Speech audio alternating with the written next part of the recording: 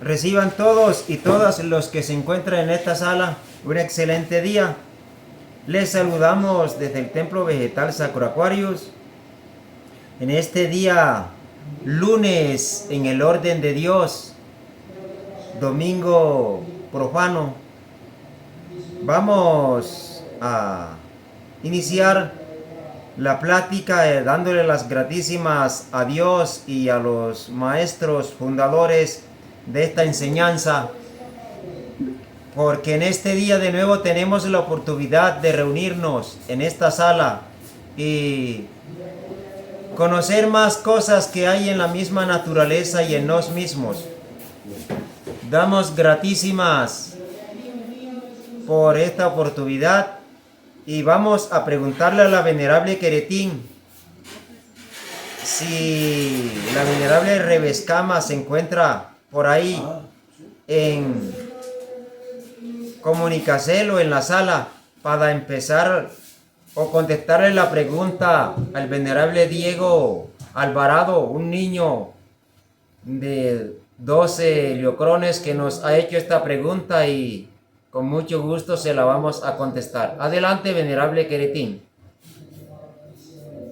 Gratitud, venerable maestro Gaudonto. La venerable Rebescama como ingresa, como Jacobo Borja Susique tocará el de la Grance. Bueno, entonces, respetable audiencia, presentes en esta sala y en los que nos oirán en los días venideros, sea por el canal de Conoce la Naturaleza y Será Sabio o por el canal de la Fuente Solar Jaranday de México. Vamos entonces a iniciar esta conferencia y volvemos a contestar una pregunta que un niño nos hizo el domingo pasado, pero por el tiempo se la contestamos hoy. Vamos a retroceder un poquito en el tiempo para llegar al punto exacto que todos queremos conocer. A nos han hecho creer que la única esfera o mundo que tiene seres vivientes es esta esfera. Totalmente o inti es una gran mentira o una equivocación. Porque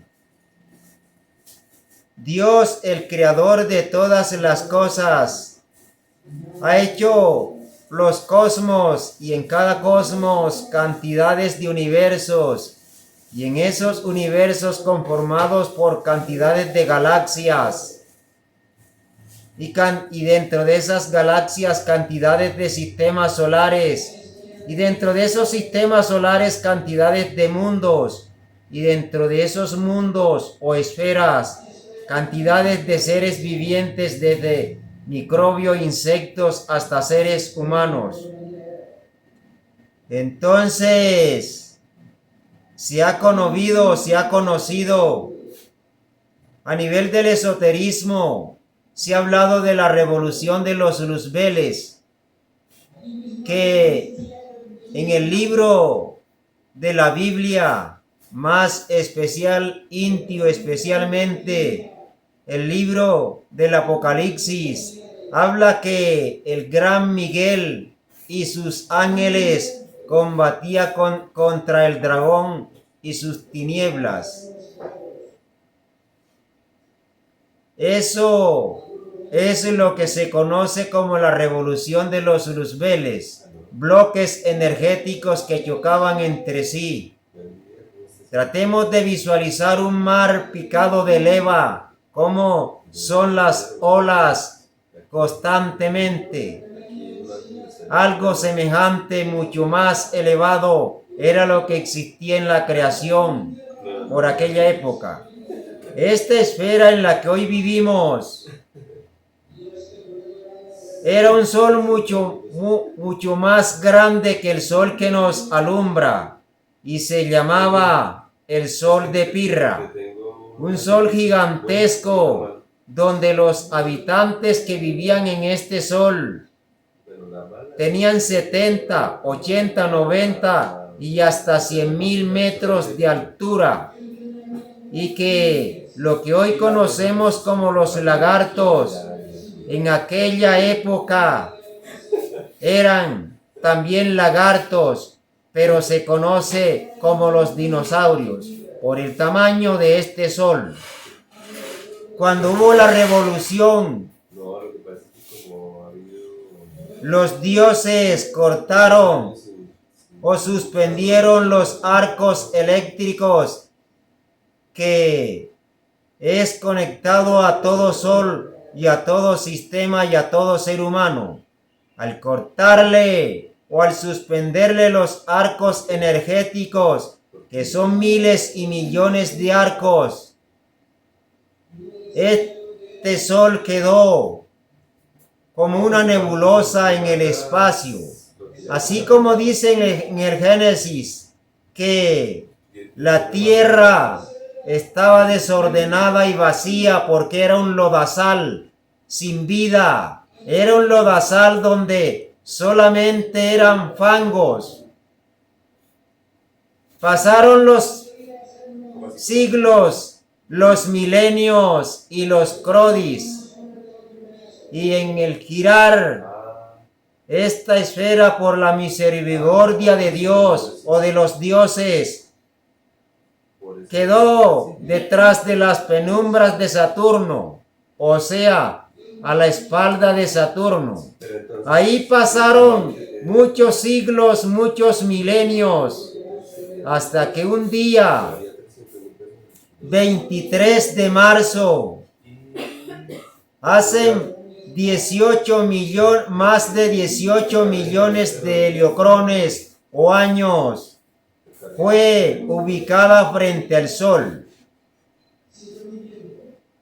Desde ese día, la esfera fueron activados o conectados nuevamente los arcos eléctricos y empezó de nuevo la vida. Ya no como un sol, sino como una esfera. El recorrido que hoy reconocemos o que sabemos que la esfera recorre durante la vuelta alrededor del sol, empezando el 23 de marzo y concluyéndola el 22 de marzo del siguiente heliocrón o año. Desde entonces, los dioses empezaron a probar qué seres podían vivir sobre esta esfera. Estoy hablando de milenios, de siglos, de milenios, de millones de heliocrones. Datos que fueron entregados por el maestro Keliun Zeus y por el maestro Samael Joad. Entonces, la esfera o esta esfera en la que estamos viviendo, trajeron seres de un sexo, de dos sexos, de tres sexos, de cuatro sexos, de cinco sexos, de seis sexos, de siete sexos, de ocho sexos y hasta de 9 sexos. A ver cuál de ellos se adaptaba mejor. Y el único que se pudo adaptar a esta esfera que ya había dejado de ser un sol, por lo que contamos, fueron los seres de dos sexos, porque esta esfera es bipolar. Entonces, esos seres los dejaron con el mismo cuerpo físico. Y este precierto de los 9 sexos duró 27.000 heliocrones. Y aquellos sabios que habían dejado por primera vez para probar si podían vivir sobre esta esfera, duraron 5,000 años con el mismo cuerpo. Y de ahí en adelante es que se cuentan los 18 millones de años. Cuando hay esos cambios, son sometidas otras leyes, otras vibraciones, y desde entonces, cada 14,500 años, hay un cambio geológico. Y en ese cambio geológico hay una cantidad de seres vivientes en determinadas zonas de la esfera. Si sacamos la cuenta de los 18 millones de años, eso nos daría 1,239 cambios geológicos sobre la esfera.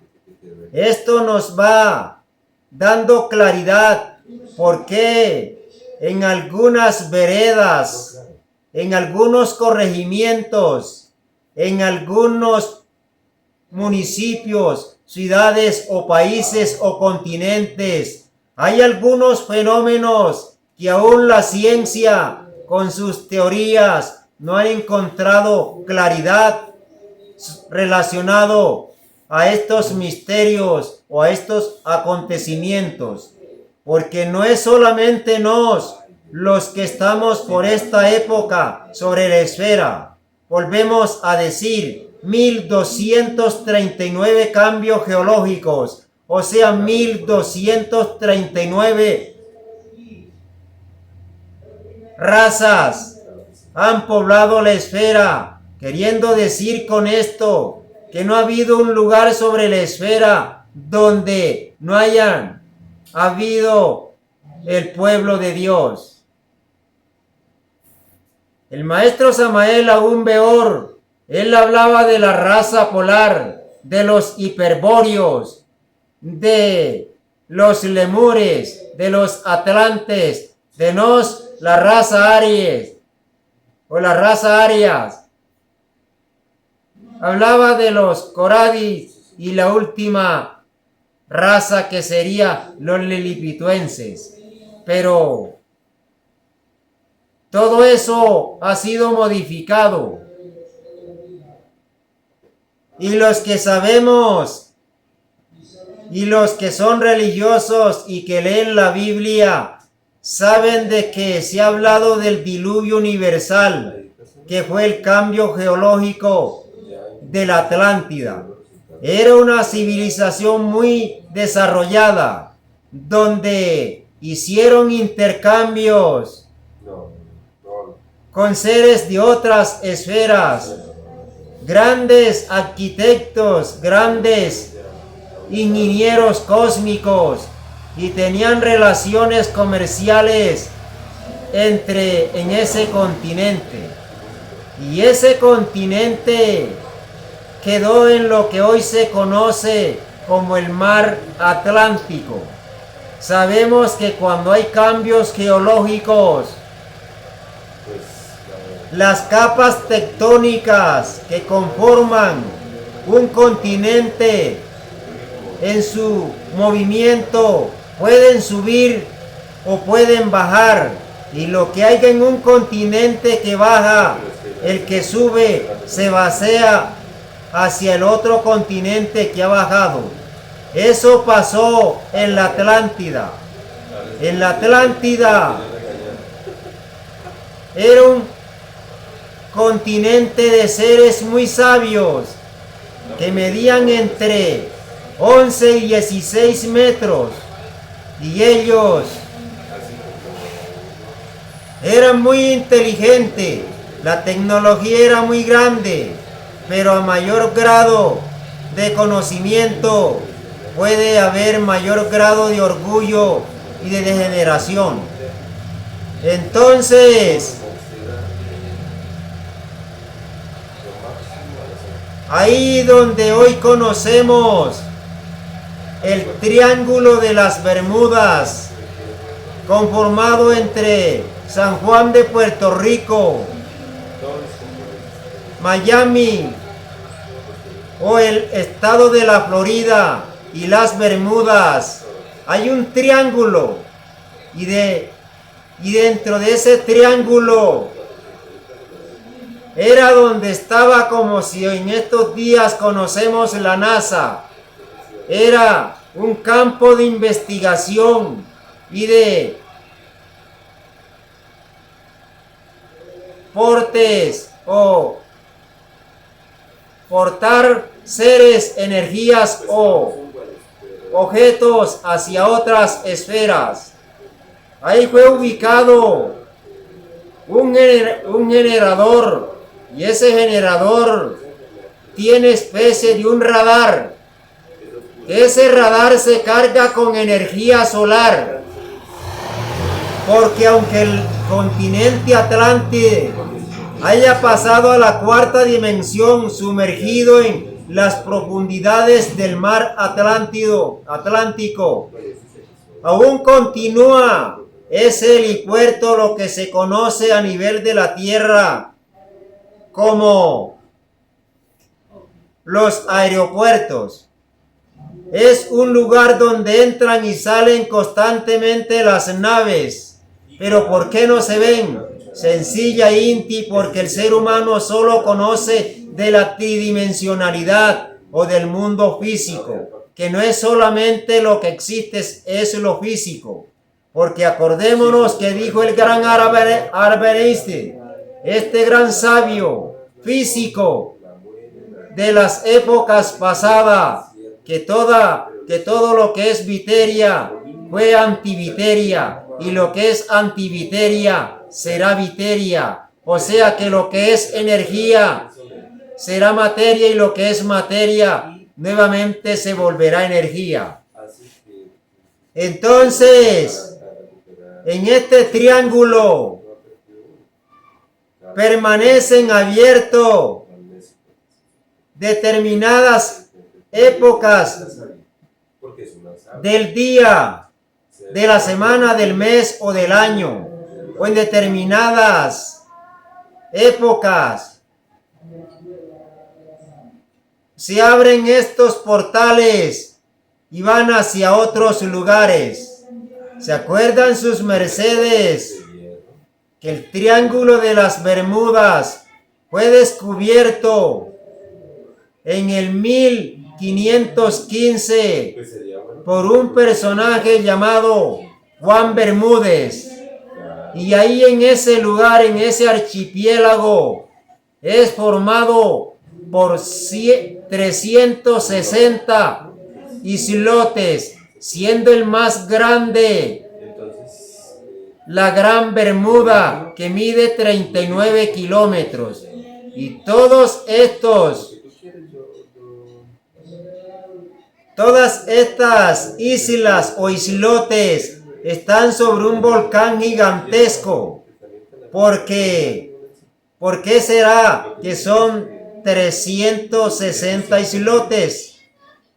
¿Qué misterio hay entre la zona del silencio en el bonito país de México, el Triángulo de las Bermudas y las pirámides de Egipto? Si buscan en el mapa, van a encontrar una línea que sale de la zona del silencio, pasando por las Bermudas y llega a las pirámides de Egipto. ¿Qué tendrá que ver esto, lo uno con lo otro? Los mexiquenses que me oyen y que me oirán en los días venideros saben que hay grandes misterios en la zona del silencio, porque ahí las brújulas dejan de funcionar, los radios no pueden recibir ningún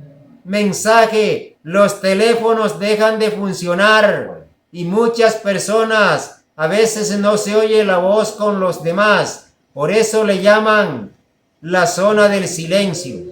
Así es que, como la pregunta es directa, ¿qué es el Triángulo de las Bermudas?, le diremos que es un portal que emite hacia otros mundos del espacio, hacia otros lugares.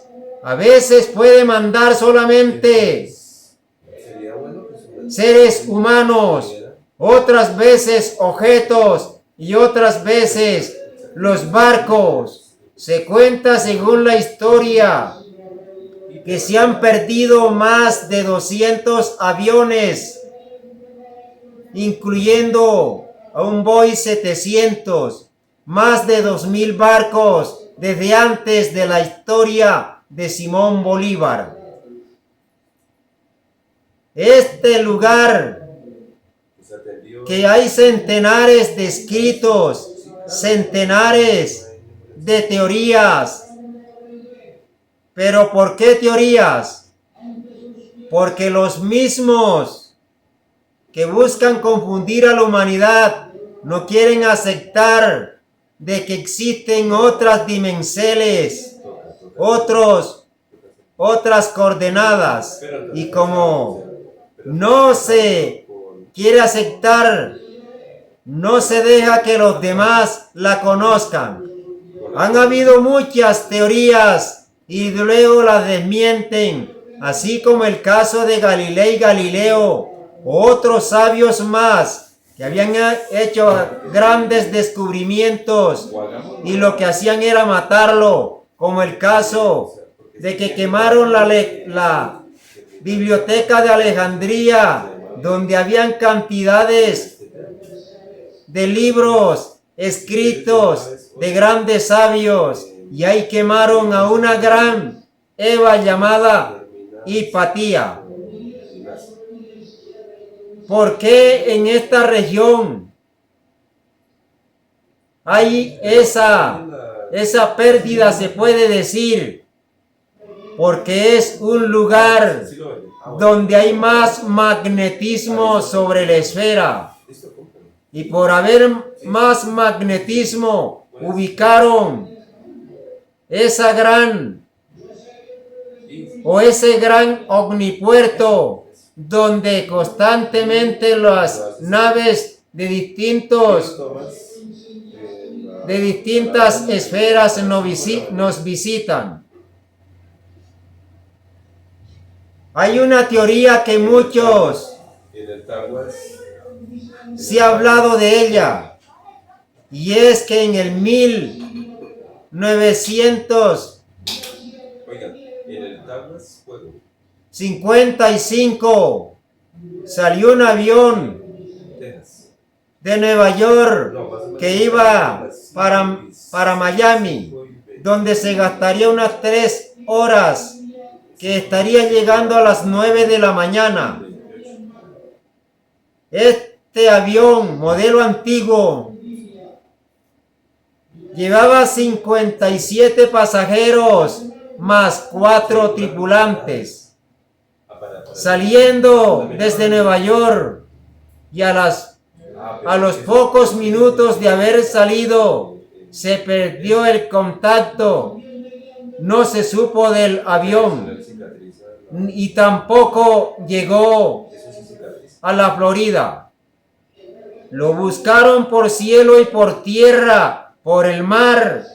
Lo buscaron durante mucho tiempo hasta que tuvieron que decir que se había desaparecido. ¿Cuál sería la sorpresa?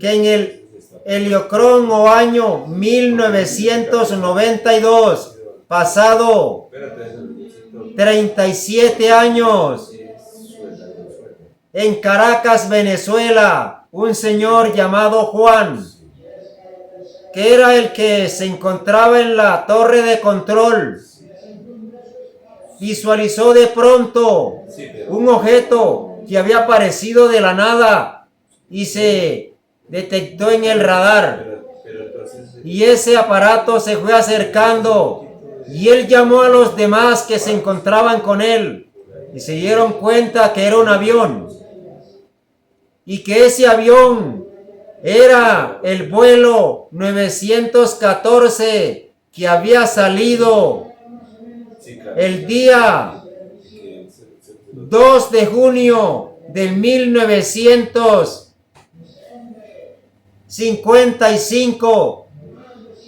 de Nueva York y que iba a la Florida. Pero yo no sé por qué Se conectó con el piloto que en lenguaje inglés le contestó que dónde estaban. Y el Señor le dijo, se encuentra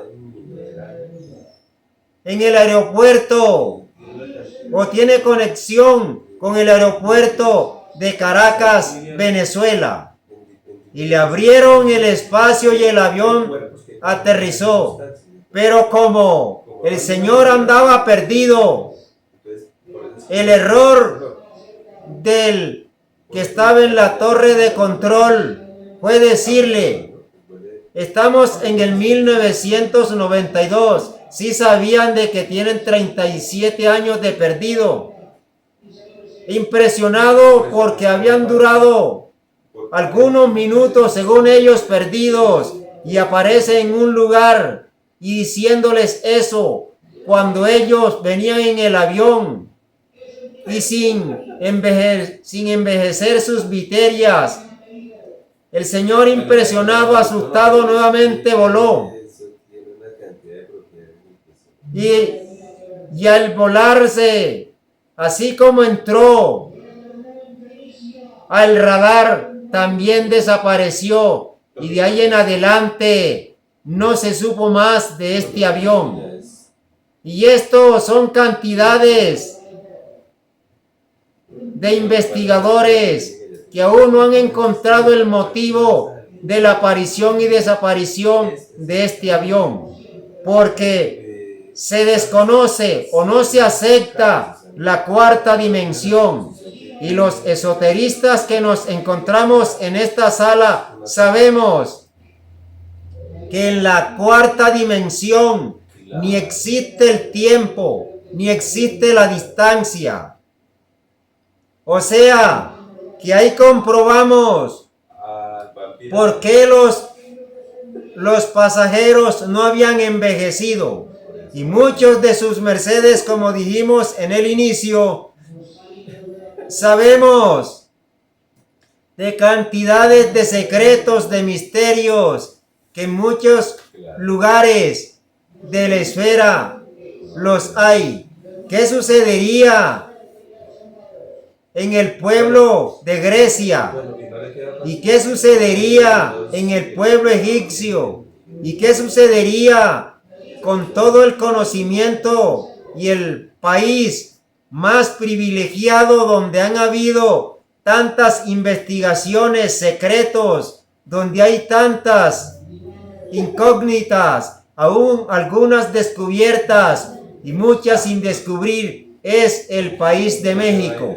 Porque en ese país fue donde más hicieron investigaciones los mayas, aquellos que andan de galaxia en galaxia, y donde ellos llegan es por una orden cósmica y nuevamente regresan, dejan sus discípulos o sus seguidores, que son los que pueden quedar en las esferas.